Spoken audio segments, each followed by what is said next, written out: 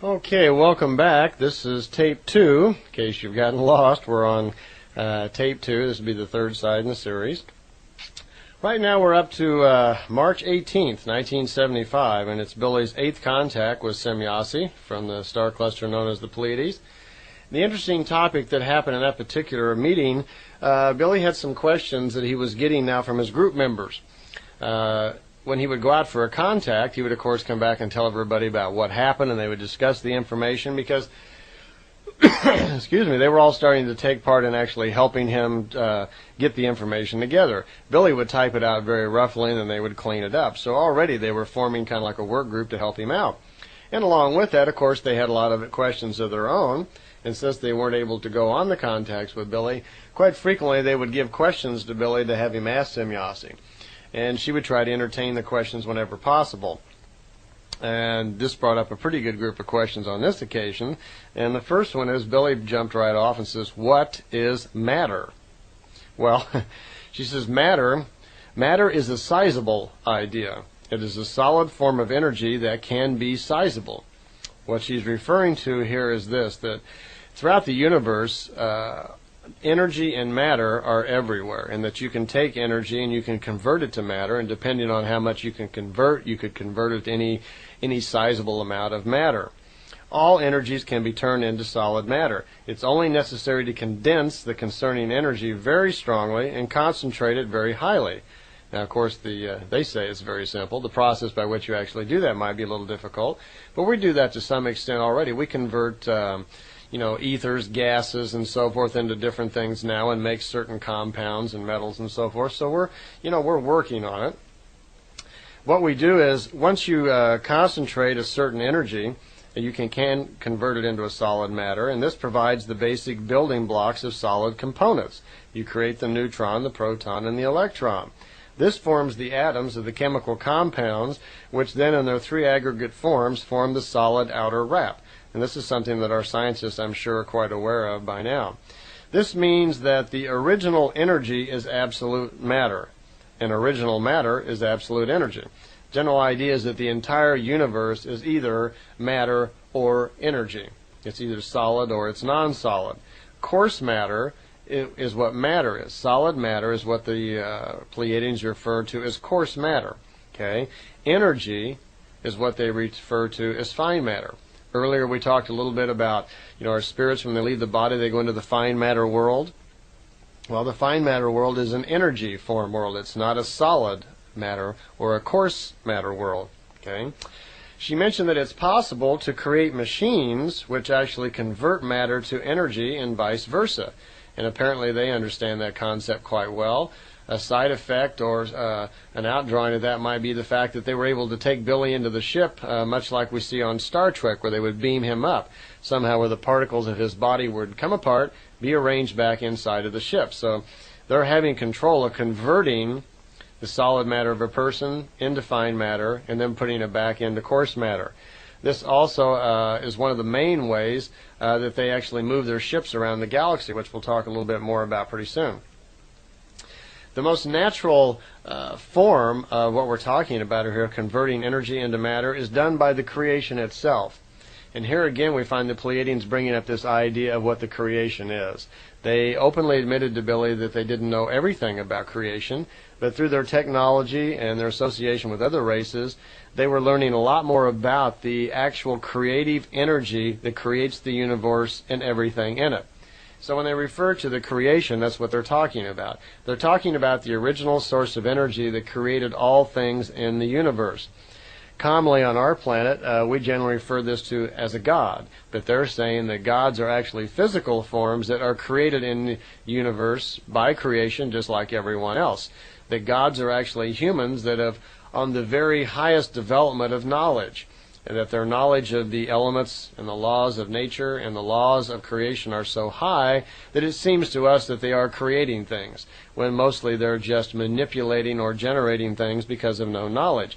That the real force, the real creative force in the universe is what they're calling a creation. They have discovered that creation naturally on its own creates an idea of spiritual energy. And this is what they believe. They say that the creational force that started this universe, and we'll go much farther, more into depth in this on the tape series at the end, is that the creation has the idea of spiritual energy. The spiritual energy then is converted into different forms of matter, which begin to evolve. And everything throughout the universe then has logical reasoning to it. And the rocks, the planets, the animals, us, everything that is solid, which is coarse matter, has natural logic to it and is part of the mapping, you might say, or the knowledge of the creational energy. So, since everything in the universe is coarse matter and or it is fine matter, they can be converted easily back and forth once the knowledge is known. So, that was her general explanation of what matter actually was. In relationship to his second question, which was, what about the theory of relativity, and especially the dilation of time, because somebody in the group, of course, was familiar with Einstein's theory, E equals mc squared, which stands for energy equals mass times the speed of light square. They were curious as to what Semjase would say about that, and if there was truth to it, if it was really a valid theory. Well, she says, well, in relationship to actually moving in space and space travel, there are many different ways to overcome space. As a matter of fact, there was way too many for her to expand upon, but she says the one main thing, no matter which method you actually use, you must learn to master what they call hyperspace. Because in hyperspace, this is where a time dilation is caused by the process of moving into hyperspace. She says this is where the theory of relativity is wrong, where it becomes just a theory. Okay? The turning off of a time dilation or time shift is caused by the breaking open of hyperspace. Well, how do you break into hyperspace? Well, here's a little short explanation that can go along with Exhibit 1 on your drawings there of the beam ship. We mentioned earlier that a beam ship can take off, leave Earth, move up to tremendous speeds. It makes a jump, and then it jumps to the Pleiades, returns in the physical form, and slows down. It takes 7 hours. The 7 hours are spent speeding up, slowing down, and the jump is almost instantaneous. Well, the jump is very, very fast. She says what actually happens is when that ship speeds up, it's protected by an energy field around it, because as you move any matter in space, as it begins to move, there is actually mass in space. It's like if you have a boat in water. The faster you go, you feel the force against you, right? Even when you're swimming. Well, in space, which we think of as a vacuum, it actually is not. There is mass in space. And when you speed an object up to 50,000 miles an hour, 100,000 miles an hour, 1,000,000 miles an hour, speed of light is approaching 700 and some million miles an hour, something like that. You're moving at incredible speeds. There is a mass buildup. And that mass will attempt to actually cause the explosion of your craft that you're in, because the mass will keep building. So what they do is they've learned to put energy screens around the ship that protect it from this mass speed correlation. And at the certain point when they get up around the speed of light or beyond it, they can accelerate way beyond it if they want to, they use this tremendous force to facilitate what they call the paralyzation. They turn off the protection screens around it. At that moment, there's a tremendous increase in the velocity of the ship as it bursts forward, and at that exact time, there's a tremendous enlarging of the mass, then, of that energy screen as it's coming in. They use that to facilitate some sort of compression concept, where the ship is then converted to fine matter, and it's a type of fine matter that can exist in hyperspace. So that's exactly what they do. She says that it happens very quickly, the matter gets distorted, and with a millionth of a second, it becomes fine matter, and it's able to pass through hyperspace. Speed is not the only consideration in this. She says you can go way beyond the speed of light and still do it. It's just generally you need to get up approximately at least to the speed of light before there is enough mass generated where this is actually facilitated. It's the mass of an object increases in relation to the growth of its speed. It even happens in airplanes, dust, when we're traveling. Space travel can be very, very dangerous.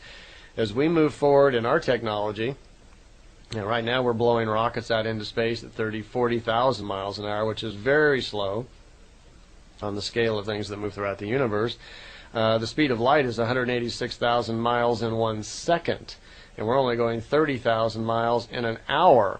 So in an hour's time, light travels a tremendous difference. If it goes 186,000 miles in 1 second, now it takes 60 seconds to make a minute, and then it takes 60 minutes to make an hour. So you're talking, a very large distance that this thing will actually speed of light in 1 hour. So it's tremendously faster than 30,000 miles an hour. It's a very difficult concept, she said, to understand hyperspace and time dilation, because you're moving, when you are in hyperspace, when we break into hyperspace and make this time dilation, you're in what's called null time. It is a non-physical, non-three-dimensional world then where only fine matter exists. One of the real difficulties here is that if there is the slightest variance in the speed of the fine matter particles, there can be a tremendous shift in time. As a matter of fact, they mentioned that just a very slight change in that speed, you could slip millions of years in time and to get totally lost and not be able to find your way back to where you came from.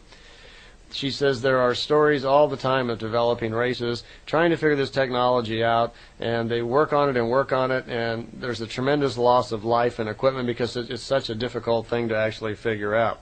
She says even here on Earth we've had any number of space travelers who have come here in a variety of sort of time-type machines and gotten stuck, and they can't get away.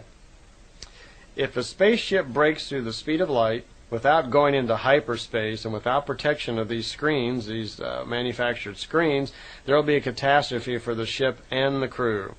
A time dilation is only just one of the many dangers that happen, so something we have to look forward to as we get out there. Just to kind of finish up on this note, it may start becoming aware to some of us that even when we move here in our high-speed jets, there's an increase in mass. You're in a common airliner, maybe going 600 miles an hour. You actually are increasing in mass somewhat because of your speed. Now, just to fly in a normal airplane, that's a pretty low speed on the scale of things, so you don't really have to worry too much about any damage to yourself. But if that was done repeatedly, and if you were, for instance, in rockets going 30, 40,000 miles an hour, if you were, on a shuttlecraft going back and forth to the moon all the time at those speeds, eventually it would come into play. She says at the very slow speeds, like in an airplane, it could take hundreds of years for that damage to really, build up. But at the faster speeds, like in the rockets, it could happen maybe within a few years.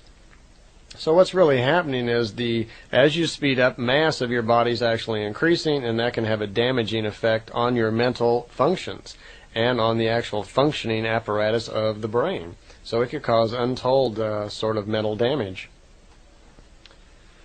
Might point out here again that Billy Meier lives on a small farm in a place called Schmidrudi, Switzerland, and because of his loss of his left arm, is very limited in the type of work he can do. And for the past many years, especially during the time of the contacts, most all of his attention has been focused on just amassing the information from the contacts and getting his books out. Because of that, he really has no other income. He gets a small pension amounting to roughly $600 a month in American to live by. And the expenses on the farm are quite high, so the group members all contribute to do that. Well, during these early contacts, Semiosi was always suggesting to Billy that he'd get the books out, and Billy was always having trouble just paying the rent. So he mentioned to her on a few occasions that that he had money problems, and she mentioned that she would supply him with crystals and other stones and so forth that he could sell. Well, to begin with, Billy says, I'm not materialistic, I don't want to sell things for money, and then he says that there's a problem with the officials in Switzerland, and he wasn't too sure if that was a good idea. But she, on several occasions, offered and even suggested that they would bring him crystals from different worlds and other stones, precious stones that he could sell, and that there really wouldn't be any problem with officials because there is no difference in the stones, for instance, a crystal from one world over the ones we would find here. That throughout the universe there is logic as to the structure and components of the things that make up a crystal or stone or whatever. So the idea was that a crystal on another world is just like a crystal here, and gold on another planet is just like the gold here, that the structure is pretty much the same. So she wasn't worried about them being able to detect that these stones were from another planet or something like that. Billy could just sell them as regular stones. But, however, he did receive a few crystals from him, but this led to some questions about, do certain precious stones, crystals, metals, and so forth have some sort of healing capabilities? And she said, well, yes, but it's overplayed, that many stones, such as crystals, have the ability to absorb some types of illnesses and pull them into themselves, and it can be beneficial where you can store healing energies and so forth in stones. But this was not to be exaggerated, and they really weren't that effective. She even commented to Billy that it's important that you know how to clean stones, because someone can be wearing a crystal for a period of time, and if they're suffering through some sort of illnesses, either physical, mental, emotional, or whatever, that also can get into the stone, and these stones need to be clear out. So she went through a brief description explaining to Billy how to clean them out and so forth using a pyramid. At the same time, she mentioned to Billy that their technology, of course, is farther advanced than ours, and she gave Billy the designs and plans on how he could build a machine that would cure most illnesses. And she expressed in some detailed explanation how this would go about. It was so clear that Billy even estimated the cost at being around 30,000 Swiss francs to build this machine. I've always wanted to know what the machine was and get the plans. And when I was visiting at Billy's, I asked about this. I says, was the machine ever built? And they told me no. And I says, would it be possible to get these plans? And I was sharply told there that the machine was only for Billy, which is very contradictory to what it says in the contact notes. So as of yet, I still have never seen the plans for this machine, nor do I know really very much about it. But apparently they do exist, and they are blocked out of the contact notes. It just they put some dotted lines in there where she's explaining how this machine works, so we really don't have a clue. But it could be very interesting someday if we could get that information. And here is some actual off-world technology that could be beneficial to man, but it's being held back over there. Billy on several occasions was always asking Semjase if it would be possible for some of the members of his family and his group to come out and actually see the ships. And most of the time, Semjase was always rather emphatic that no, that wouldn't be possible, that they had decided, that the Pleiadians had decided that only Billy would be able to see the ship. They seemed to somehow be able to control matter and energy, and through some sort of distortion system, they call it, they can cause certain people not to see it. For instance, Billy could be standing on the road taking a picture of the ship, and you could be just like 100 meters down the road or 100 yards down the road, and you wouldn't be able to see it. So apparently they can control reflected light. They can control somehow, how the image bounces off the ship. Or I have really no idea how they do it, but that is a possibility. I know that several people over in Billy's group who I've talked to that have taken him out on contacts experienced that same frustration. But on one occasion they did say, that they would allow that, and they allowed Billy to bring several members of the family out for a night demonstration where they were all able to bring their cameras and take pictures of the several ships at night, which they did, and there are some very good pictures there. On that particular occasion, Semjase was even very clear to Billy that it would be possible at this point for him to invite outside people, like members of the press, members of other investigative bodies, to come and witness the demonstration. And they told Billy to be very careful about who he invited, that they didn't want to bring really negative people out who would try to make this out as something, contrary or negative.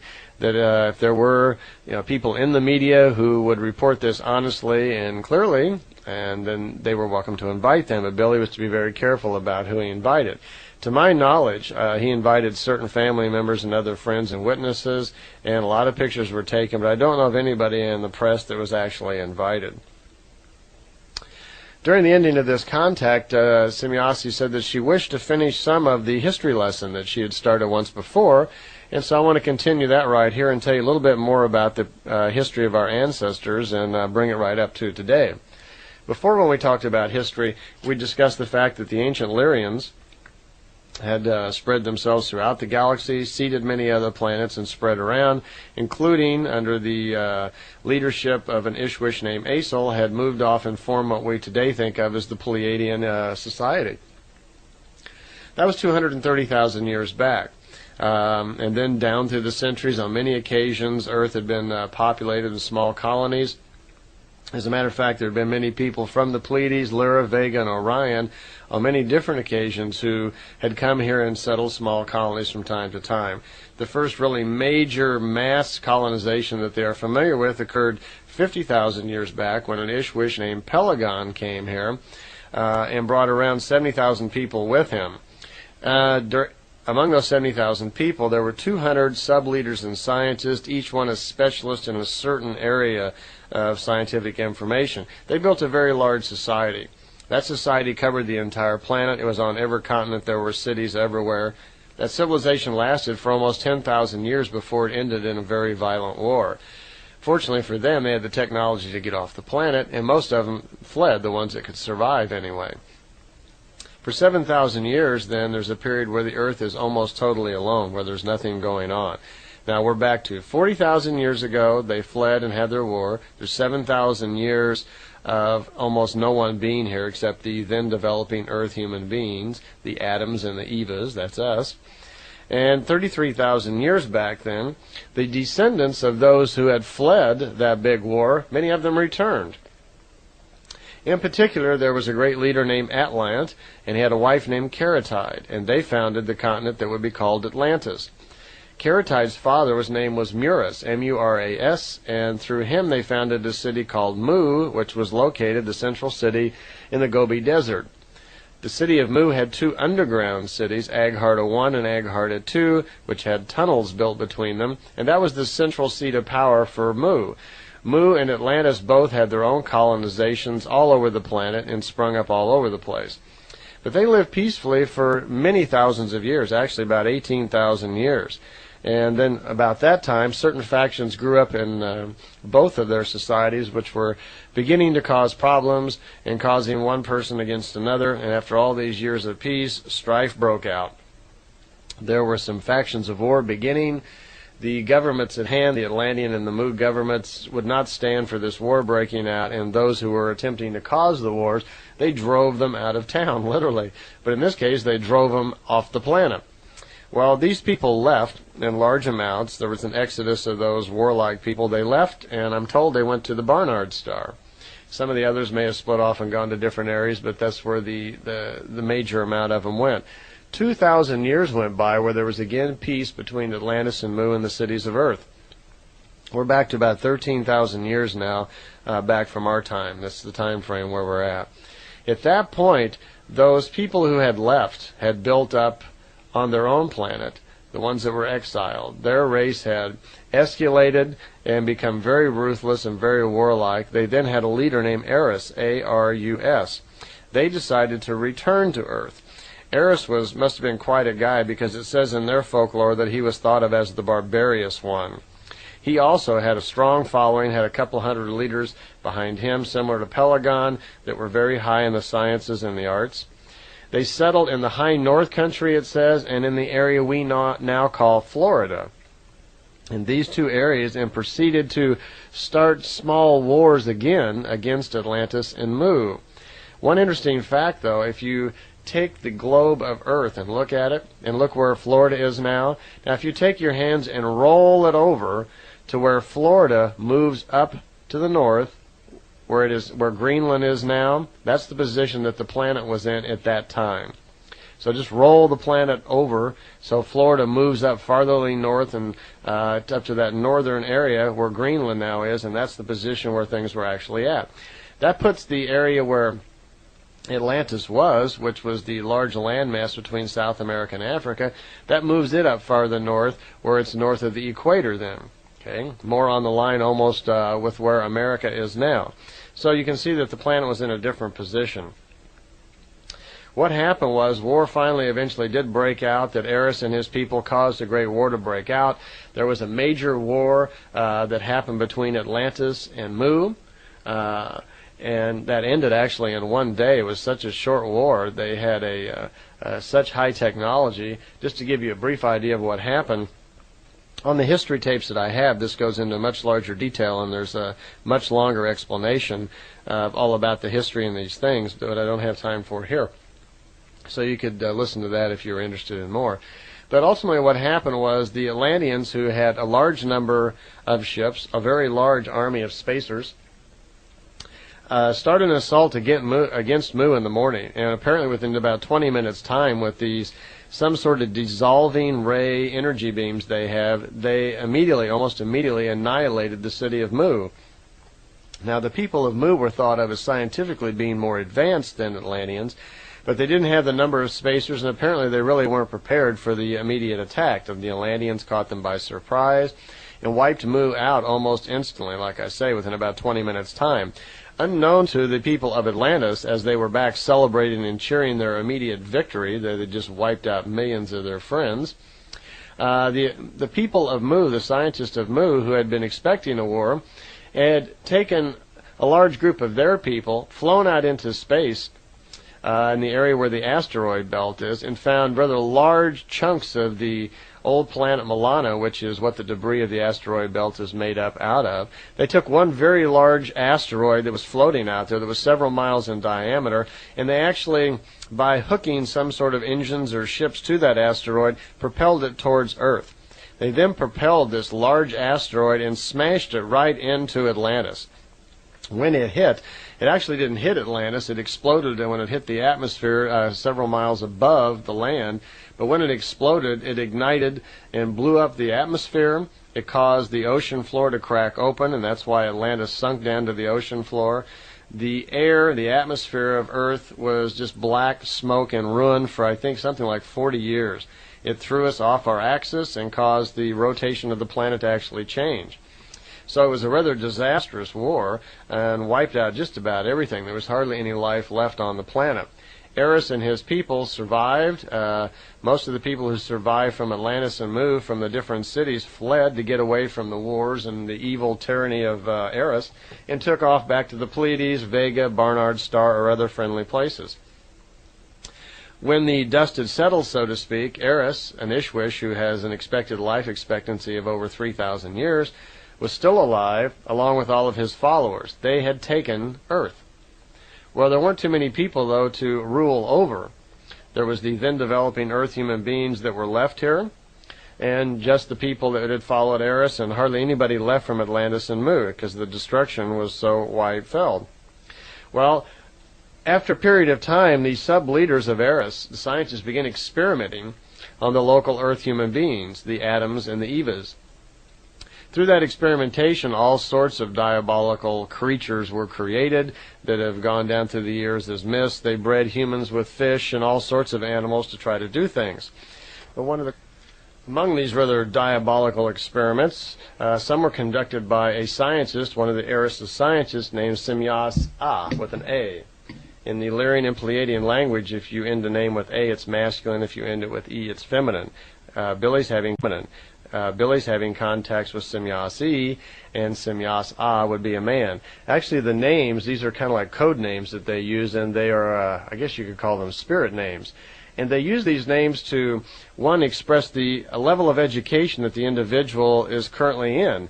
And Semyas A or Semyas E is a spirit name that indicates that a person is more like a half Ishwish, that they've learned about half the knowledge that would be necessary to be a king or a queen of wisdom. That's the general idea. So that's what the name actually meant. So here in Eris's time, we have a scientist named Semyasa that began conducting experiments again on the Earth humans, the Adams. And this is where Adam and Eve actually came from these experiments, that he took a local Earth human woman and coupled her together with in some sort of lab experiment and created Adam. That's where Adam actually came from. He then did the breeding again and created a young lady. Okay, now he had in the lab creation an Adam and an Eve, a man and a woman. And when they grew up, he coupled them together, and that was the formation, or where the story of Adam and Eve actually started from. That's how it actually happened, and that was the beginning of the current race of people here on Earth, that they had been genetically altered through Adam and Eve, and that's how it really got started. You see, after this big destruction and all this war, there weren't very many people really left on the planet. We only really had about 3 tribes left. There was the Indian tribe that we think of here in the Americas. There was the inhabitants around the Black Sea, and there was the race called the Hebrews or the Gypsies at the time. That's about all the people that were left. We had the Sumerian race, which was hiding out over in India, up in the mountains and so forth over there, but those were ETs, and they weren't considered among the developing Earth human races. So we have 3 developing Earth human races which have genetically been started by Semyasa, this scientist from Eris. Eris is very upset that this is happening when he finds out, because frankly he just didn't want his people mixed with the lower forms, the earth people.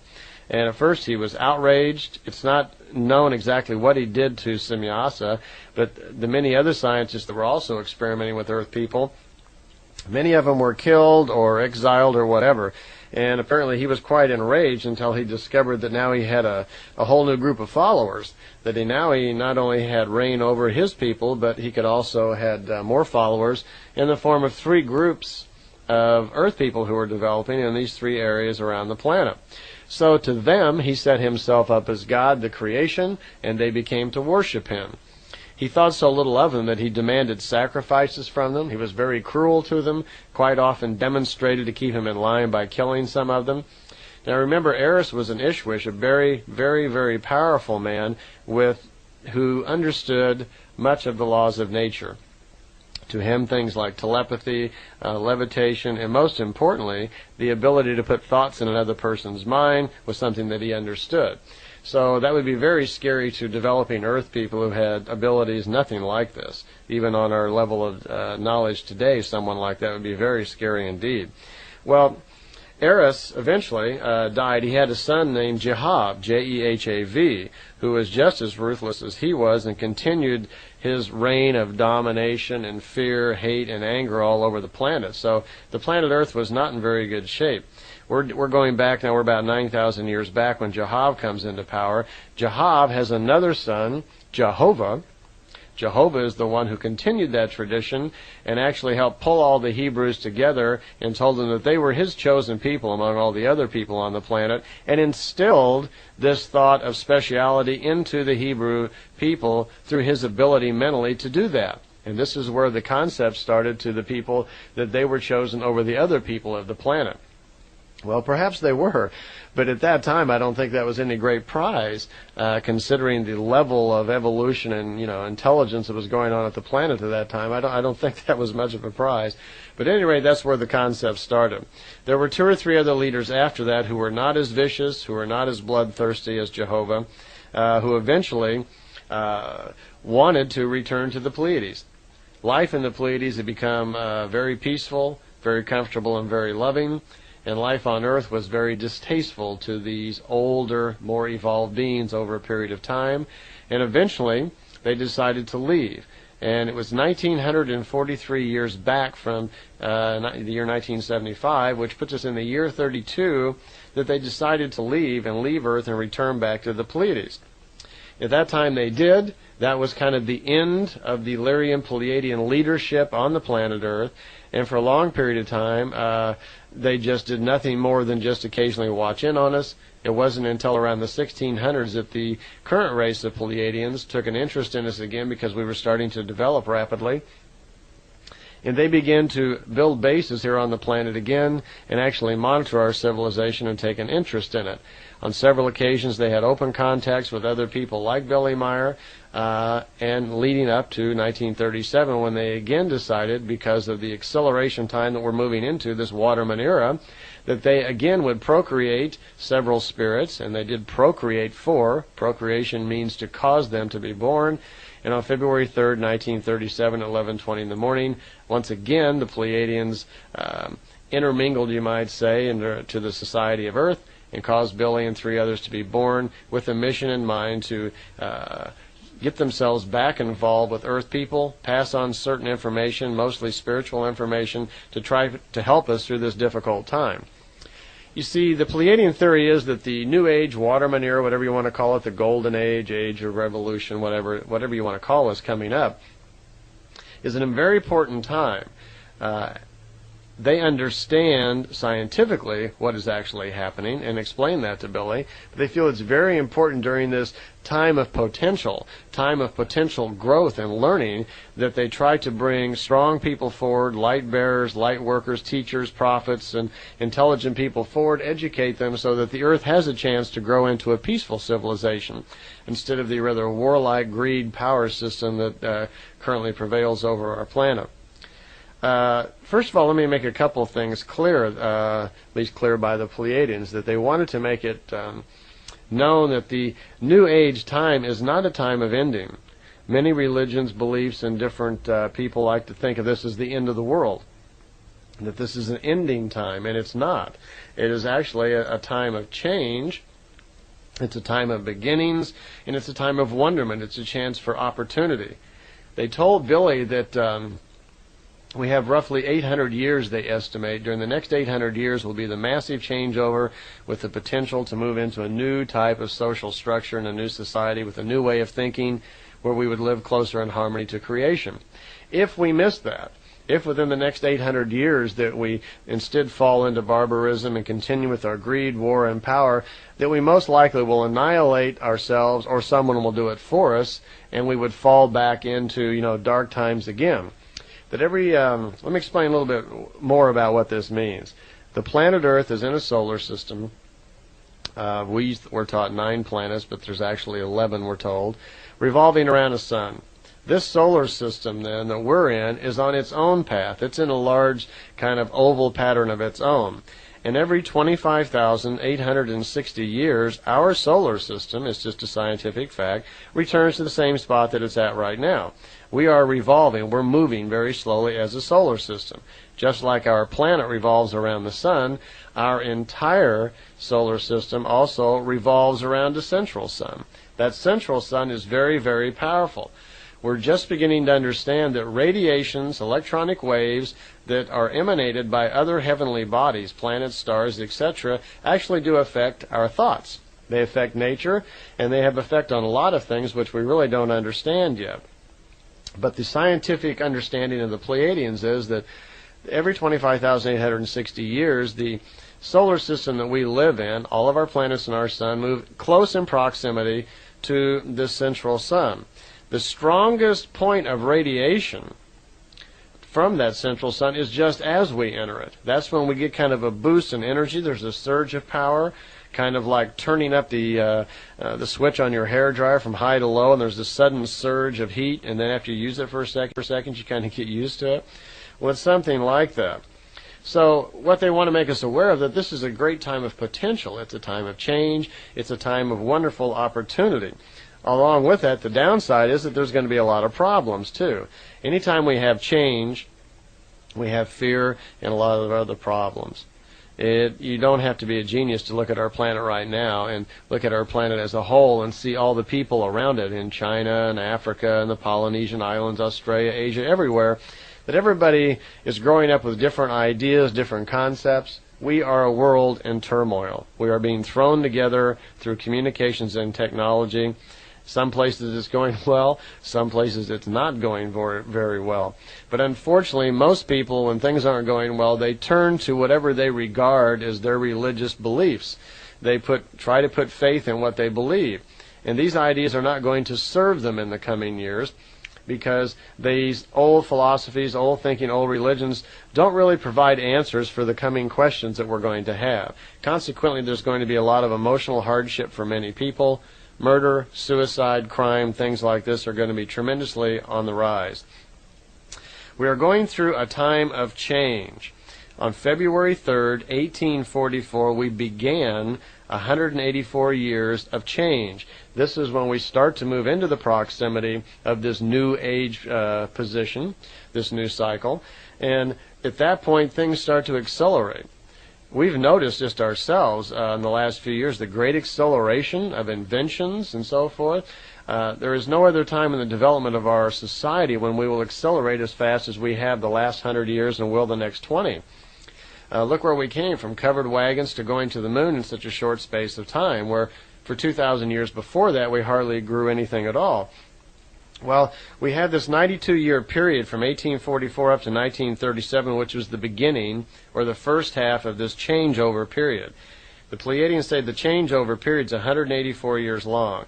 It goes from 1844 up to, let's see, that would be what, 2028. So they're saying that the first half, the things start changing, inventions and everything greatly accelerate. Since 1937, on February 3rd, that's the second half of this changing period. This 92 years is dominated now by all the problems that come up because of this accelerated change. And boy, aren't we seeing them. There's going to be a lot of wars, a lot of other emotional problems. One thing they said we can count on seeing is there will be a tremendous rise in new religions and new ideas. So apparently, and we are seeing some of that, apparently as things get more difficult, people search for answers. They search for ways to solve, their problems. And when they do this, they come upon their own conclusions. They then form together, maybe in a small group, give themselves a name, and we have a new religious sect. Well, we can expect that to happen a lot more as times get more and more difficult. One other thing of note, they mentioned that because of this change and because of the increase in radiations, that those people born on February 3rd, 1937, as close as possible to 11:20 in the morning, have the greatest possibility of being the teachers, prophets, and geniuses of our time. So that was the optimum time, apparently, for people to come in and be affected by the radiations, just as they were at that moment.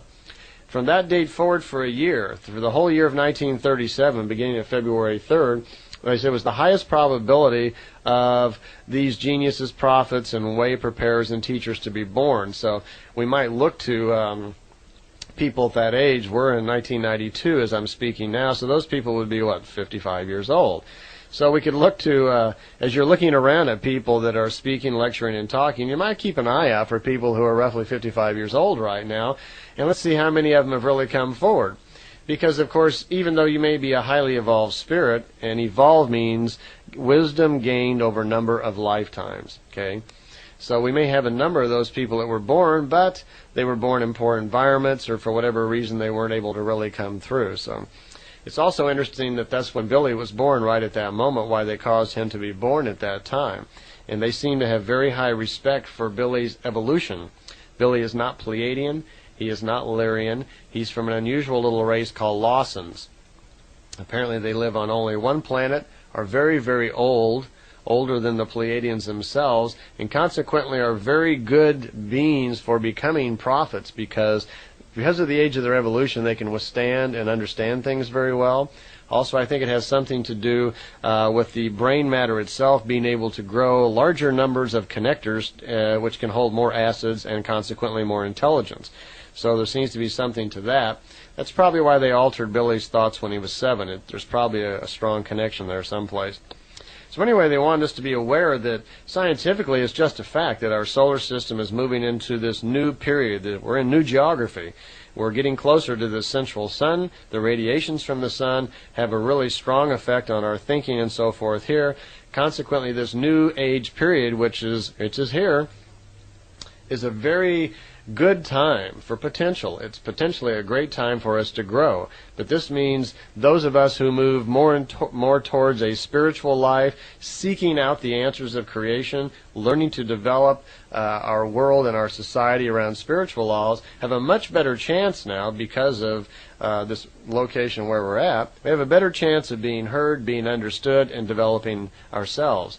So it's important, if you feel the need to be somehow involved, to be inspiring, to be a role model for others. And I think inspiration is the word here for the next few years, that it's not a good time probably to go out with a gun, pick up a gun and shoot the bad guys. It's not a good time to go out and fight in direct opposition to the negative influences on the planet. Instead, it's a time to turn away from that and let the negative things spin out on their own, fight among themselves. It's a good time to do some woodshedding for yourself, to become a spiritual person yourself, to rise spiritually within yourself to your capabilities. Work on, development of self. And by that, you will become a role model and an inspiration to others. And most importantly, as you're doing this, as you're developing yourself spiritually, make sure there's integrity with it. Don't do it, and don't let your ego get involved. Catch yourself if you find yourself, becoming ego-minded, wanting to be popular, needing to be successful to write a book, or you want to do a television show. In other words, don't make things up. Because true spiritual development, part of that is the development of integrity to self. You will not be a good role model, nor a successful inspiration to others if what you're doing is not filled with integrity. I think integrity is probably the main thing that we look for in our leaders, in our role models, and sadly enough, it's one of the main things that's missing right now among our leaders that we normally see in today's world. Our presidents, our leaders, our generals and so forth, even though they think they're doing the right thing, that this world is terribly lacking in integrity. So keep that in mind when you're on your own path of spiritual growth here. Incidentally, the Plejadians see a pretty good future for us. Even throughout all of the chaos and other things that are coming up, they see a rather positive future. As a matter of fact, there are a couple of ways of calculating the future. As you said, there's one way to calculate. There are two ways to see the future. You can use mechanical or spiritual means to see what's called a future vision. You can look ahead into the future, and that's fairly accurate. Or you can also use numerology and numeric systems and so forth, mathematics to predict future, and that's not nearly as accurate.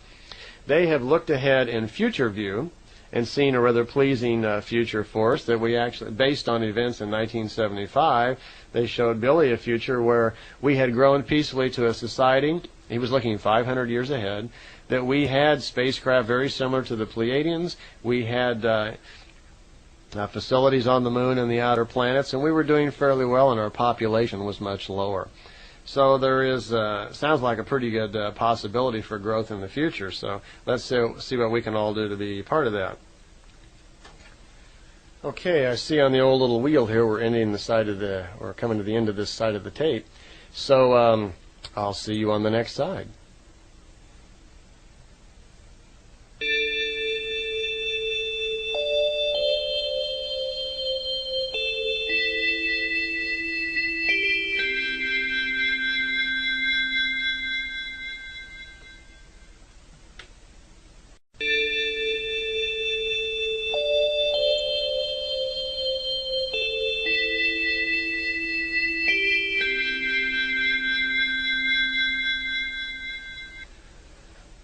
Okay, we're back here on side 2 over here. This is actually the 4th side of the tape series on tape 2, so I hope you're still with us. I was just getting ready to discuss a little bit about some of the problems in Billy's group. Bear in mind that Billy's a farmer, and his friends are all farmers and live in small town areas, and suddenly to find themselves in the middle of contacts from highly evolved beings from another world, obviously they got a little excited. Some of the members were having a lot of difficulty believing what was going on. Much of the information that was coming from Semjase and the other Pleiadians was very disturbing to some of the members of the group. It was very hard for them to throw off years of upbringing and things that they had been taught and suddenly change their minds to another way of thinking. I think the most disturbance was probably caused by much of the information surrounding religion and Jesus and the Talmud and so forth. Why there was a lot of information brought to Billy about Jesus Christ and all that. Since there's so much of it, I put it on 2 special tapes that you can listen to in this series, and they're called the Talmud Emmanuel. And the information about Jesus came in many different parts of his experiences. He had some experiences about it when he was young, in his teens, and then on many contacts there would be little snippets of information, as well as the uncovering of the book, the Talmud Emmanuel, which was translated out of Aramaic into German. So I've put all that together on 2 tapes, so it's a little bit more coherent, so you can listen to it there. But some of the members in his group were having trouble with that, and it caused problems. Billy took a picture once of several members of the group with the ship floating overhead, and Semjase was very uncomfortable that a couple of these doubters and people who were having problems was in the picture, and so she actually destroyed the pictures with her mind. And she didn't want these pictures out, and she wanted Billy to kind of remove these people from the group before they caused any problems. So already we're having difficulties with Billy and the people around him. While Billy is a very nice, warm, intelligent person who is full of integrity, he's not your leadership type. The two don't seem to go hand in hand.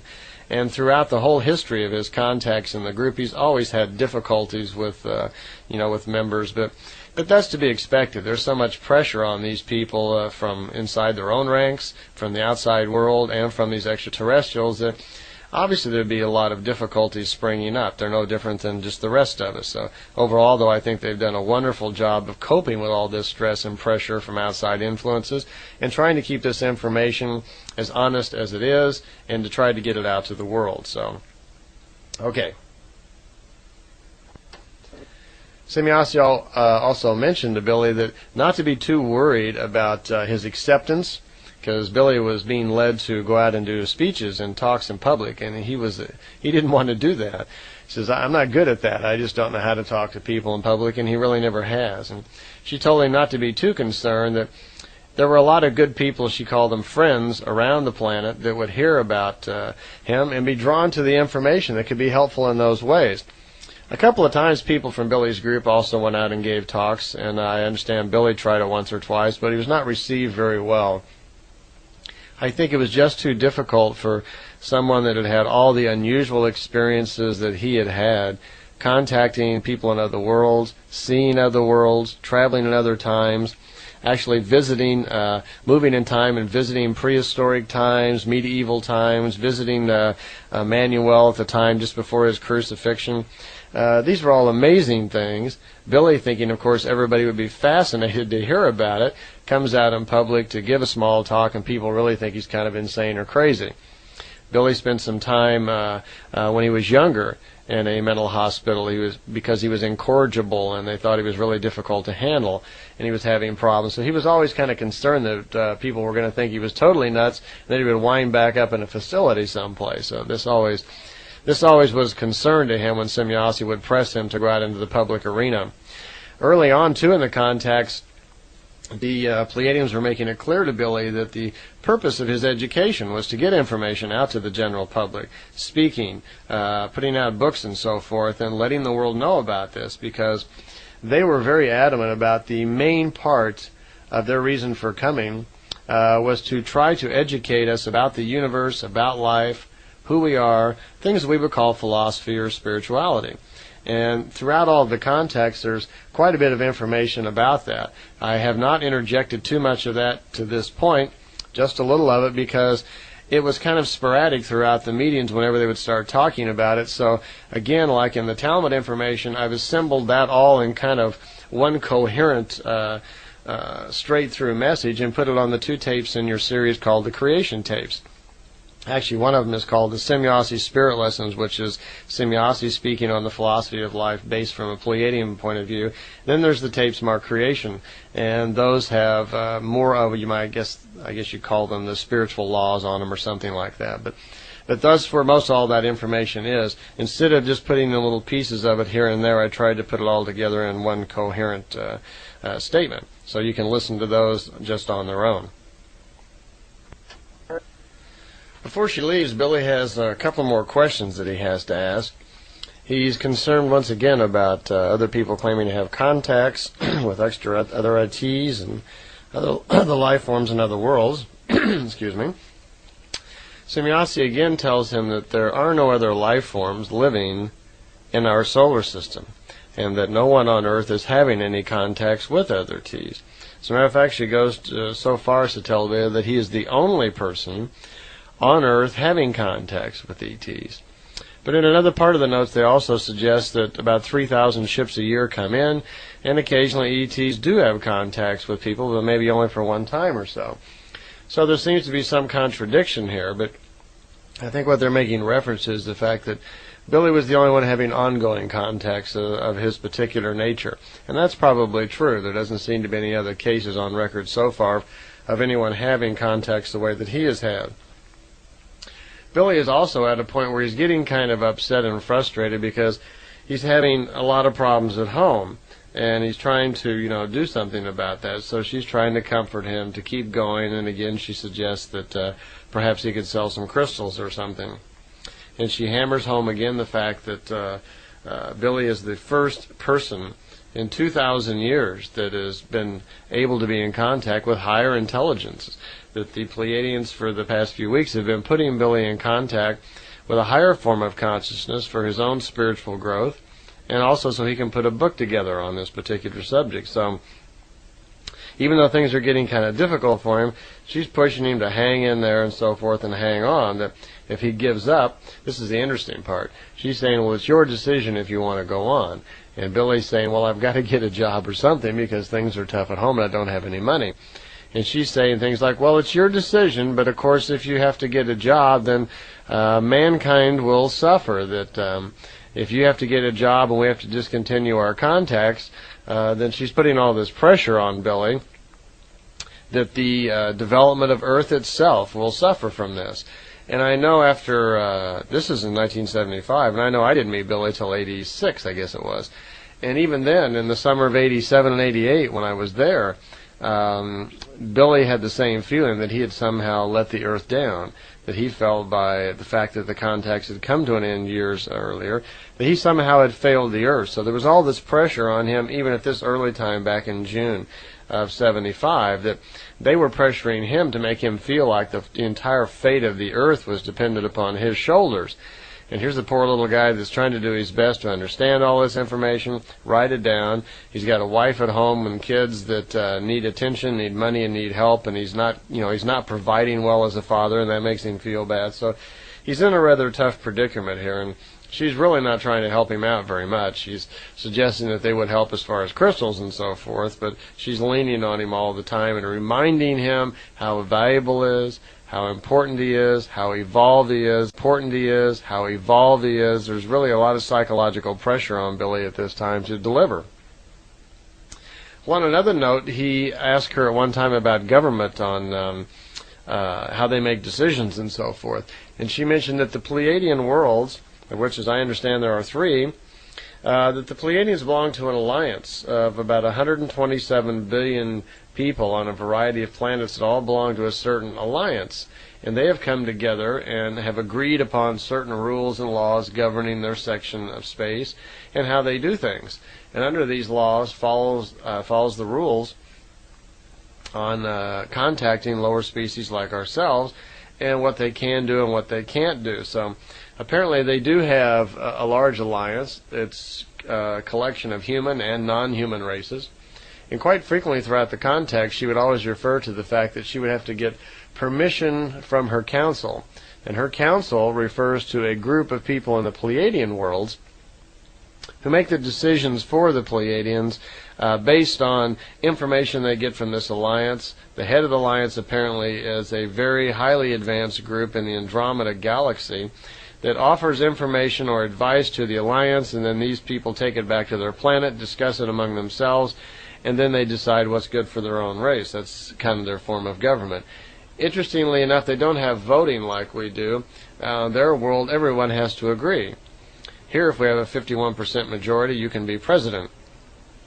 But on their world, it takes a much larger percentage. They figure, and if all the people don't agree, then there could be some valid reasons for it, and they like for everyone to agree, so they work everything out until all are in accord. On his 25th contact, which was June 16, 1975, Semjase informs Billy that the group demonstration that she was intending to have has been called off. Now, Billy's group members have been asking him time and time again, can they see the ship? Can they meet Semjase? I mean, I would do the same. That was certainly one of my interests when I was going over there. I was hopeful that something like that might happen. And I can imagine the excitement back in 75 from the group members that were helping Billy when he was having contacts regularly, that they would certainly be excited about wanting to see the ships. So they were waiting in anticipation because Semjase had said a group demonstration would be forthcoming. Well, apparently she changed her mind. And she changed her mind, she said, because after examining the thoughts of some of the group members, she found them to be, in her words, were not mature enough and could not understand what was going on.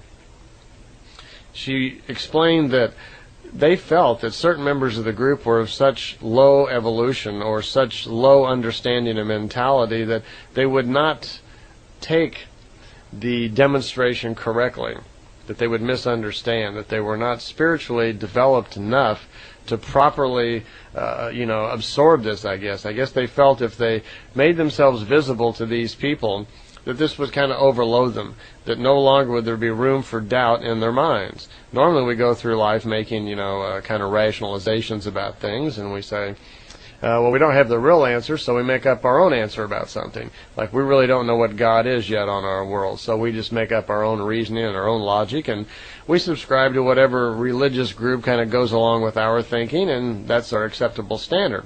But if something were to come along, like if we had irrefutable proof that God was this, or God was that, or there was no God at all, and it was irrefutable, well, there was evidence, where we would have to immediately drop our own logic, and we would have to change our whole view of the world based on this new information, and had no choice. That could be very disruptive to our mentality. And they find the general mentality of most people on earth in that state, a state of confusion, a state of ignorance, and they feel that sometimes facing certain people with irrefutable evidence about things is too much for them. They'll literally kind of overload and turn over in their minds, was the expression. So apparently they felt that certain members in Billy's group really weren't mature enough yet to be faced with irrefutable proof that ETs existed. So she decided to call the demonstration off. So Billy was very concerned. He was going to have to return back to the house and explain to these people that the demonstration had been called off. There may be a future demonstration, but it would only be in some smaller fashion and probably for him only or something. So he didn't have good news to return to the house with. Again, he reiterated to her that he was seriously considering stopping the contacts because of all the pressure at home and the money pressure and things on him. And again, he was told that he would have to decide, that there was a lot of pressure on him. So already in the contacts, we're only the 28th contact, and the 25th contact, and he's already feeling the pressure of this. Well, all in all, there turned out to be over 130 contacts before it finally ended. So already at the beginning stages of this, there's a lot of pressure on Billy. Billy had a question about talking to spirits, if mediums, seances, things like that were correct, if people could actually talk to the dead. So he asked Yossi about it. He said he had his own viewpoints, but he kind of wished to keep them to himself, which means he probably wasn't too sure himself and didn't want to embarrass himself. So she told him that, well, in 95% of the cases, know that it's fake, it's not true. That generally what mediums do, mediums, whether they're aware of it or not, many of them are very sensitive telepathically, and that they can pick up thoughts from the subconscious of their customers. These thoughts may be old memories and ideas and memories that they've had about a loved one. They can be picked out of the subconscious. The medium then senses them and will tell the customer that they're receiving a message from great Uncle Harry or something, and remind them of something that happened in the past. The customer, because they can't remember it, they've forgotten about it, because their conscious mind can't recall this, they think this is just a wonderment that this lady has actually done this, and surely it must be happening because how else could she know about these things? When actually what's really going on is that the medium is just sensitive telepathically and is pulling that information out of the customer's own subconscious. So it's something to be kind of careful about. She did remark that in some cases there are people who actually can contact the dead. She only knew of 4 people on the planet, she said, that were developed enough, understood it well enough, and actually could do it. None of those people were in Europe, so that would exclude Billy and any of his group members. None of the people were in Europe, and all 4 of the people that had the capability, she says, would never do it for the public, never for money.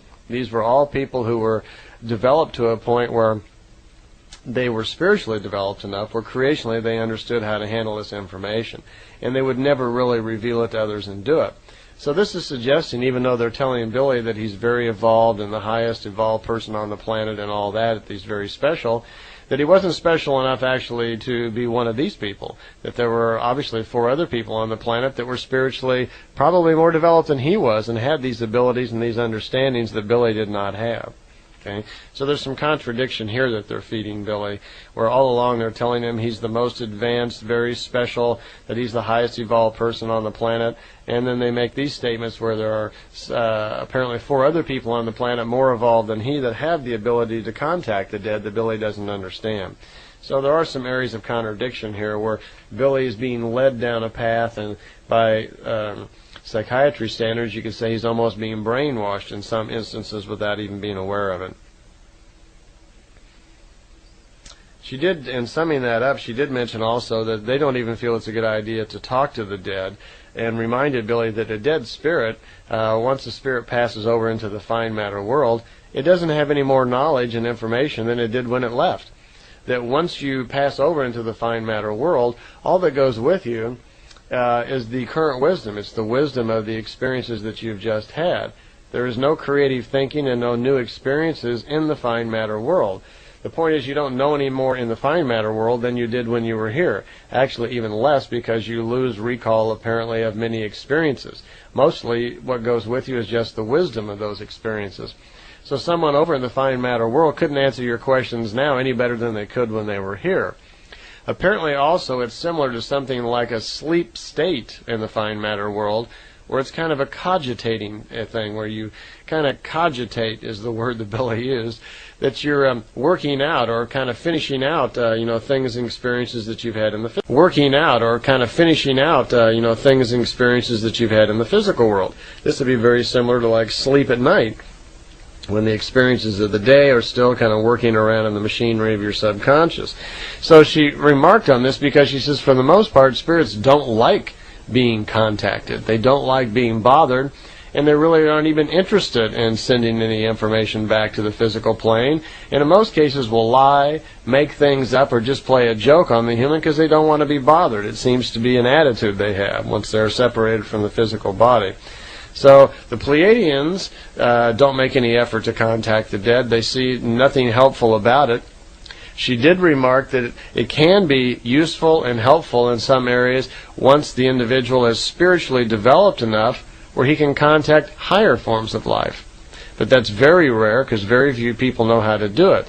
But in that event, you could contact a higher form of life, a being of higher consciousness and higher knowledge, which, if that being was interested, could transmit knowledge back to you and educate you. The drawback seems to be that it's very difficult to do, and in most cases, a being of higher consciousness will have little interest in sending you any information, and that information that they send may be too much for you. There's something to this learning thing, that you should get information when you need it. If you are working on a particular problem in life and need to solve it, then information pertaining to that problem is useful at the time. If you receive information about something that you don't need, it's not useful. Or if the information is not of the right type, if it is too high information, if it is information that doesn't pertain to the learning steps that you need at the moment, it may only cause frustration, anger, or whatever, and it's not really of any use to you. So it's not a great answer either, just assume that you can contact higher forms of consciousness and that it's going to be a wonderful thing for you. So there are problems at contacting the spirit world. Semyasi then suggested that it might be a while before she gets back to Billy because they have a special mission going. They've apparently been doing some work on Mars and watching something's going on Mars in 1975 that they're very fascinated with, and she wouldn't tell Billy. It was very clear throughout the context that on many occasions, well actually quite often, they were very open to Billy that they would not tell him certain things, that they would eliminate information from him on purpose so he would only be hearing the things that he needed to hear for his mission. They would purposefully eliminate information about governments and so forth that he didn't need to know. One, they didn't want people to get the information out of him accidentally. And two, they felt it was a form of protection. If he didn't know something, then he wouldn't be considered, a threat to a government organization. They also informed him on quite a few occasions that they would only tell him part of the truth. It became obvious in some areas of information where they would only tell him half of the truth, and he wouldn't even know that. They would just tell him part of an explanation, and later on he would find out there's more to it, and he'd want to know why they didn't tell him the rest of it. And that came up a couple of times, and she just remarked that they had decided that in each area of information they would only tell him certain things, and they would only tell him enough information for what he needed to know at the time. So right here they're already dealing with him on a need-to-know sort of basis. When you sum this up with the way they talk to Billy and so forth, it's plain to see that they regard Billy almost like an experiment or a test case in some cases, where they're trying out to see what he can do, what he can understand. They then feed him information. Like at this point in the context, they were very adamant about him doing public speaking, about getting certain informations out. they were very adamant about him wanting to go out speaking about the ozone problem. And Billy kept kind of balking. He didn't want to do this. He did not want to go out speaking in the public. It's just doesn't suit his personality well. You'd think they'd catch on to that. After you meet Billy only for a little while, you can see right away he's not the public speaking type. Billy's your little guru type. He's the kind of guy you seek out in a quiet cave somewhere and have a beautiful, wonderful, loving conversation with. But he's not your public speaking type. If he was speaking in a crowd, you would probably need, for one, you need a translator, and you would probably need some visual aids or things to help him out. It's not his forte. Well, anyway, as I was mentioning, she told him that it was going to be a while before the next contact because events on Mars were going on and something new was happening. The Apollo-Soyuz hookup was getting ready to happen. The Russians and the Americans were planning a joint capsule venture or satellite venture in space. Billy was a little surprised because he had been told by the Plejadians that was not going to happen until years later. So apparently their future view can be off too. They were surprised that events had moved forward so fast and they were getting ready to happen. And she commented that they were very, very concerned and wanted to be careful about this mission because they didn't want the Russians or the Americans to learn certain things. That they were concerned that on this mission that the Americans or the Russian team, the scientist team, may come about certain knowledges and cognitions which could be dangerous to mankind, they said. They were afraid that some of this information they may learn in space, if fallen into the wrong hands, could provide entirely too much power to either the Russians or the Americans. Apparently they say that both the Russians and the Americans were already working on so-called doomsday machines, technologies that were very advanced and could actually cause the destruction of the Earth itself, all in the name of peace, of course. She mentioned to Billy that on several occasions on different Apollo missions and even on Earth under certain projects that they would interfere from time to time, causing these projects to go astray, causing the scientists to suddenly lose their memory, or certain things to happen so that the projects couldn't be finished in order to slow down the progress of scientists. This was generally always done in areas where it was military-oriented, where scientists were working on something for the military that would be harmful to the planet Earth. So they are affording us some measure of protection, and they are staying involved in certain areas. They are interfering, just plain interfering in our development in certain areas, which I hope is helpful. One other question before we stop this contact was Billy was concerned that other ETs were also coming here also, and what, these other ETs that come to Earth that the Pleiadians are telling them about, what kind of effect does this have on people? Because there are other people like George Adamski's and other people who are claiming to have contacts, and Billy says, how can you be so sure that they're not? Well, Semyosi told him that yes, there are other splinter groups of the Pleiadians, one in particular called Bafath, B-A-F-A-T-H, we're going to hear more about as we go through the contact notes.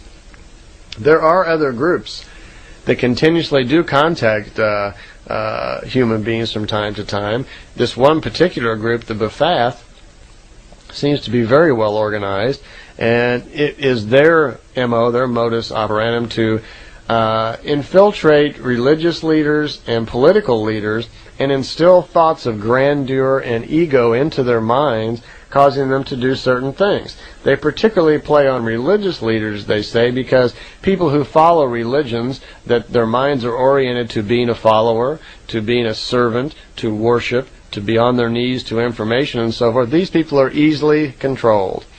And if through religious leaders they can implant thoughts into these people, then they can control their thoughts. Apparently, the Bafath, for years, a small group, much smaller than the whole Pleiadian nation, has been concerned and has been trying to control the planet Earth through force. They can't openly do this because their existence would be confronted, of course, by the Pleiadians and the others that protect the planet. But the Bafath seem to be doing their dirty work on the side. We'll learn later on that even back in the 50s, there was a large group of people, a list provided to Billy when he was a teenager, of over 700 religious and political leaders around Earth that were being broadcast delusions during their sleep and so forth by the Bafath. Our subconscious is very open and susceptible when we're sleeping, and it's possible for these beings and for the Pleiadians to literally push information, ideas, and thoughts and dreams into our thoughts, and we will have no idea where they come from. You'll think it's your own decision making. So this could be, of course, be very dangerous. And she told Billy that yes, it is happening, but they really can't do anything about it. For one, they don't know when it's happening. They can't detect happening. They can't detect it. And they said, well, it's just unfortunate, but it does happen. They can't stop it because there's no way to really detect when it's going on, and would hope that the earth human being would start following a more spiritual path and learn to develop his own personal spiritual strength and knowledges so he could defend himself against this sort of thing. This was one of the reasons why they kept coming back to this idea of religions, of worship, of being subservient and believing in gods and idols and so forth, that this makes us very susceptible to this sort of thing, and then we do not take responsibility for ourselves. People who generally tend to worship and are followers do not take responsibility for their own life. They're always blaming the problems of their life on other things.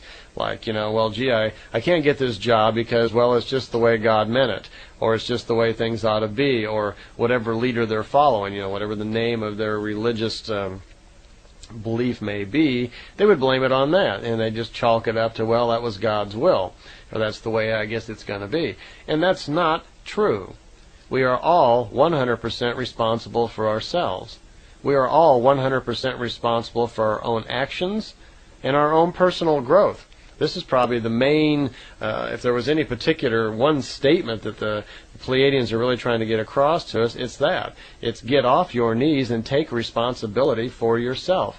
This is your life. We go through a period, a succession of material lives in order to gather information to feed our spirit truth. That's the purpose of our life. That is the meaning for it. So in order to do that, you must learn to be clear thinking, clear and balanced when you gather this information. It is the purpose of our life to feed ourselves. You feed your stomach food, you feed your spirit truth. You feed it wisdom so it can carry forward and grow. That's the whole purpose of what life is all about. So if you are caught up in some sort of religious delusion or grandeur, what are you going to be feeding yourself? Delusion and, lies and deceit. So they look at us as a planet of spiritual stagnation, a planet of hundreds of different belief structures and ideas, idols and so forth, and they would like to see us, and they know that we must grow up. We know that they know we must start being responsible for ourselves, and they're very concerned that we're going to develop technology and speed off into space with our spiritual stagnation and all of our religions and our anger and hate and greed and power. And we're going to go speeding out there with that attitude, and we're going to run into some very dangerous adversaries who would take us out in a second. That could be, it could throw mankind back into, total slavery and primitive times again, if we were to do that. They are far more hopeful that the light workers, the leaders, the way preparers, the prophets, the more spiritually advanced people on our planet can make some breakthroughs. And by providing role model and inspiration to others, and inspiration again is the key here, that we can help other people on our planet develop more spiritually so this planet can be taken back.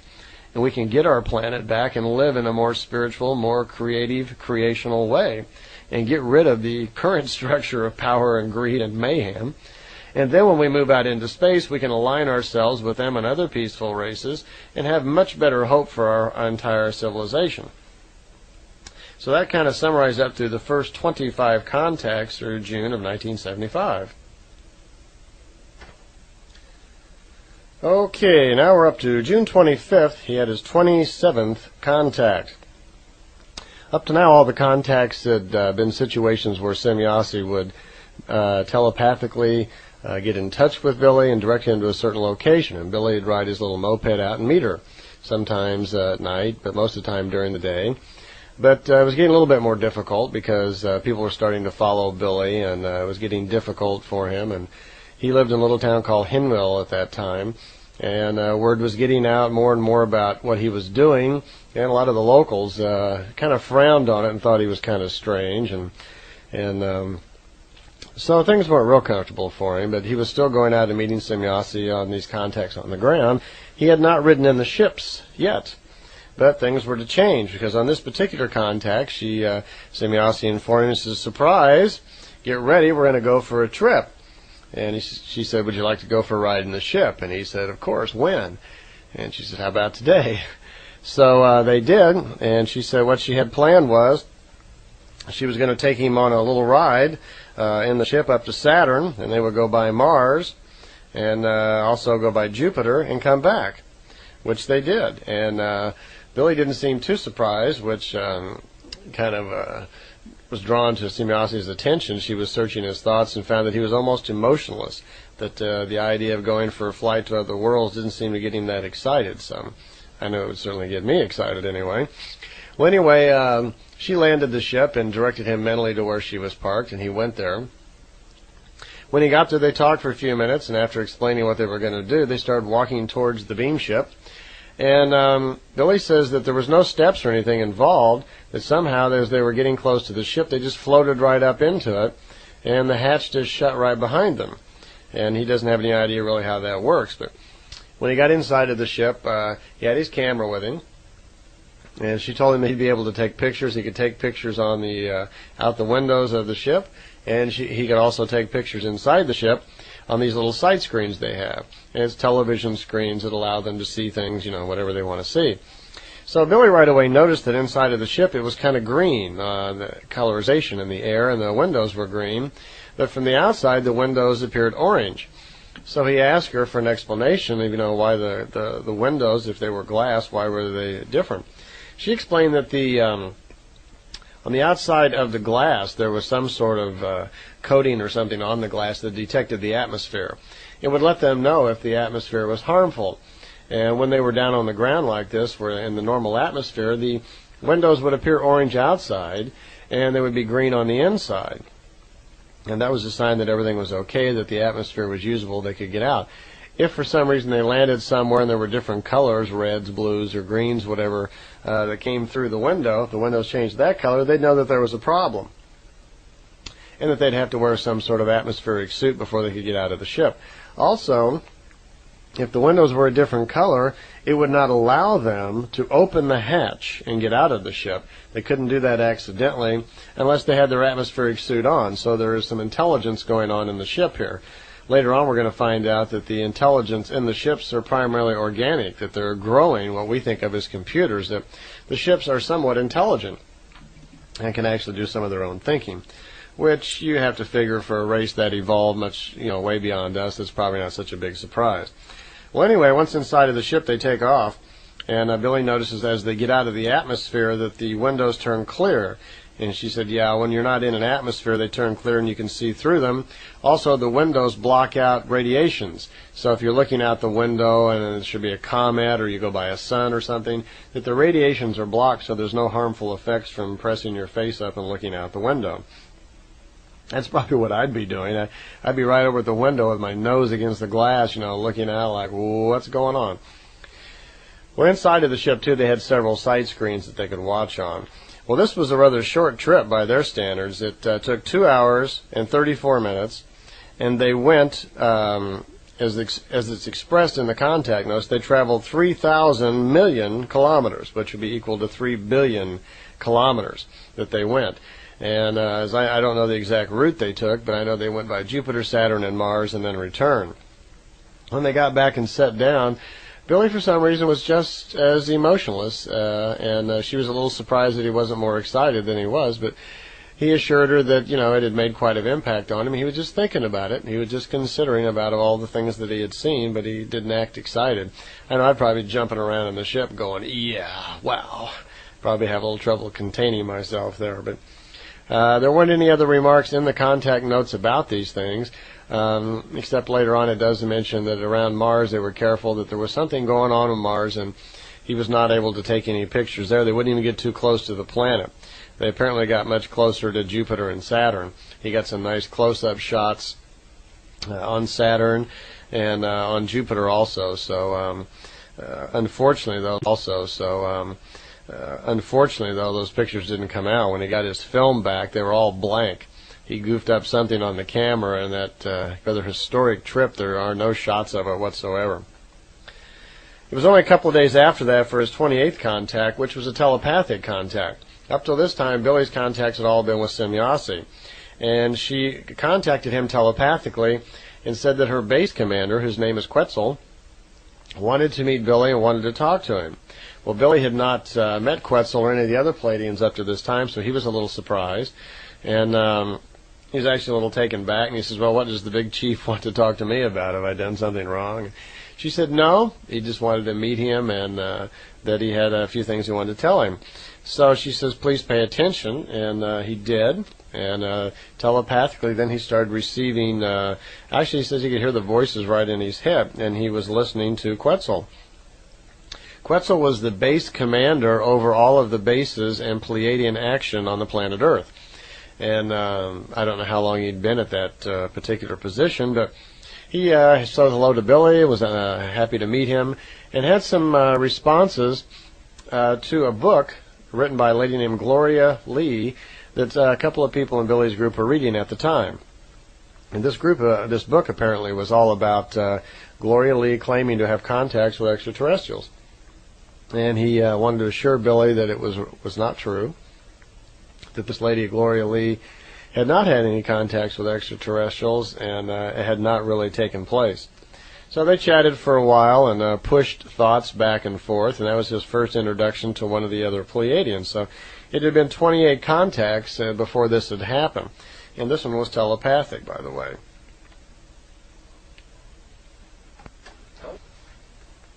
On his next contact, Billy met Semjase, and they were talking, and this again was a ground contact. He had some questions, since now he was an interplanetary traveler. He had some questions about Venus, because in our past, quite a few UFO contactees have claimed to have been having contacts with Venus or knowing people from Venus, and Billy asked again if this was true, and she assured him that no, Venus historically, like she had mentioned before, had only come into its present orbit about 3,453 years ago. There was no life on Venus, and she remarked to him also that Venus originally, as I think I mentioned earlier, was a moon around Uranus, and 8,000 years back it had been knocked out of its orbit by the Large Destroyer comet. It had been pushed into two other orbits closer to Earth, and then finally, at 3,453 years back, it moved into the orbit that it was in now. So originally it was an ice-covered moon around Uranus. It had a lot of moisture on it, but was covered with ice. But when it passed close around the sun and moved into its final orbit, all that ice was greatly heated up, and it became like a cloud, a vapor of clouds all around the planet, and that's how we see it today. And for 3,000 years or so, it's been like that, where it's been very, very hot. So she gave Billy a few statistics about Venus that he could use to compare notes with other people in case someone said they knew something about Venus. She wanted him to know the vital statistics of the planet. So here's a few things that she told him. For one thing, when the planet Venus came into the orbit it was in, its rotation is much different than ours. It's very, very slow. It turns in the opposite direction that the Earth does. And a day on Venus is only is equal to 117 days on Earth. So every time we have a 24-hour day, I'd have to quickly add that up, 117 times 24, and that's how many hours it takes for a day in Venus. There is no life at all on Venus of any form. There is some equipment there. They do have some equipment there, but very little because of the intense heat there. The surface temperature on Venus is 450 degrees Celsius, which is very hot. So that's just about the temperature it would take to melt lead. So, as a matter of fact, she remarked that one of the unusual features on Venus was that they had noted there that a Russian probe that had been sent there a few years before, she didn't say when, a Russian probe had landed on Venus, and when it hit, it looked, she says, just like somebody had taken something and splattered against a metal wall. It just looked like so much solder on the ground. It had melted and just splattered right against the surface. I remember when that happened, as a matter of fact, they were the Russian satellite was shooting towards Venus, and then they just suddenly lost contact with it. So apparently what has happened is it got close to Venus, and then as it moved in and started descending down to Venus, it got too hot and just melted and just splat right into the side of the planet. At sea level, the atmospheric pressure there is 334 times greater than Earth's. The atmosphere is 87% carbon dioxide, which would be very difficult for you and I to breathe. We couldn't. It'd be poisonous to us. Oxygen exists at levels of 4.23% in the air. Nitrogen and other rare gases count for 55.47%.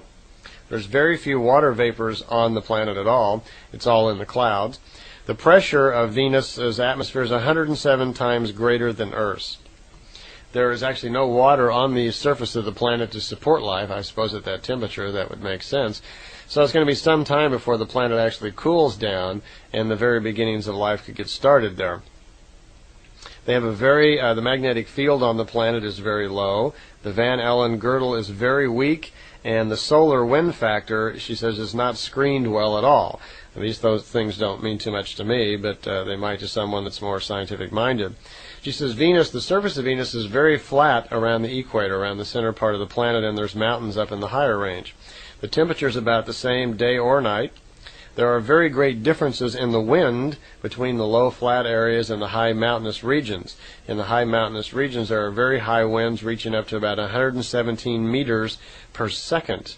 Okay. The cloud level, the vapor level of clouds around the planet, about as low as those get, are 43.17 kilometers on the average, except, of course, when they have storms and so forth there. The average mountain height on Venus averages 2.3 kilometers. She says there is life on Venus, but it is nothing like human form or human shape. She didn't say exactly what it was. It might be some sort of biological life or something on there because there was moisture at one time. But she says for the most part, if you just look up at the moon at night and see it just crater-filled and barren and so forth, that's what Venus looks like. And then if you just cover it with clouds, then that's what you have. They have to be careful, she says, also sometimes there, because on certain areas of Venus, the temperature will rise suddenly greater than 500 degrees Celsius on the surface. The mixture of carbon dioxide, nitrogen, helium, argon, and neon gases fluctuate occasionally. The atmospheric pressure varies from 88 to 107. So that's pretty incredible there. So Venus is a planet that used to be a moon, has now become a planet, is in a stable orbit, but is in the very first development stages, so it's going to be quite some time before there could be any life there. Possibly in our own technology, once we get off our planet, then Venus is not that far away. That may, after Mars, which would probably be our first planet we'll inhabit, Venus could possibly be the second. At least it is a solid, hard planet, and it would be possible there if we could find some way to cool it down. So our technology may advance to that point sometime, and Venus, maybe somewhere in a couple thousand years, whatever, might be possible to control the environment there and habitate it. We might even be able to change its orbit and move it a little bit farther out or something so it was in a little bit cooler orbit than it is right now. Okay? So that gives us some vital statistics on Venus there that we might use to compare to other things. At the end of this contact, she told Billy some pretty good news. She said that they and the others had decided to take him with them, and they were going to be making a trip to the Pleiades and to another universe, a neighboring universe. And apparently there was a barrier between these universes, something built by the Timor race, which we'll hear more about later on, and they would be going through that. And Billy remarked, "Oh boy, we're going to go to the edge of the universe." And she said, "No, we do not search for the edge of the universe, because such does not exist." So apparently there's a barrier, a way to get between them, but there is no edge to our universe. Okay, I see we're coming to the end of this side of the tape, so you'll need to put in tape 3, and I'll see you there.